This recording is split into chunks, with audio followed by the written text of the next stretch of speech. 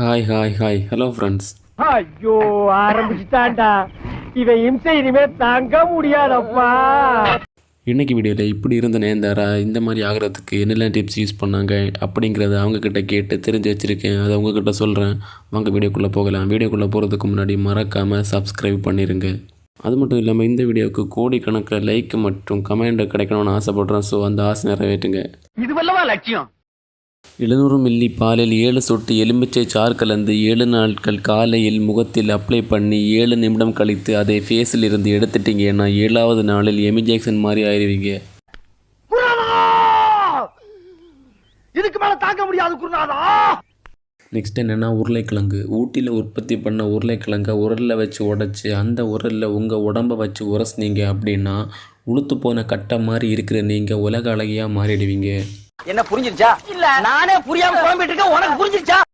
Next என்னென்னா கடலை மாவு. காலையில் கடைக்கு போய் 1/4 கிலோ கடலை மாவு வாங்கி அதை உங்கள் கடவா பல்ல வச்சு கடிச்சு பொடியாக்கி கறி மாதிரி இருக்கிற உங்கள் ஃபேஸில் அப்ளை பண்ணிங்கன்னா பொறி மாதிரி வெள்ளை ஆகிடும். இந்த மாதிரி எல்லாம் பேச சொல்லி யாரா சொல்லி கொடுக்குறா? யாரும் சொல்லித்தரல, தானாக வருது. அண்ட் கடைசி டிப் என்னென்னா துளசி. தூங்காவனம் போய் துளசி பறிச்சுட்டு வந்து அதை தூள் தூளாக்கி துரதிருஷ்டவசமாக இருக்கிற உங்கள் ஃபேஸில் அப்ளை பண்ணிங்கன்னா அதிர்ஷ்டவசமாக ஆகிடும்.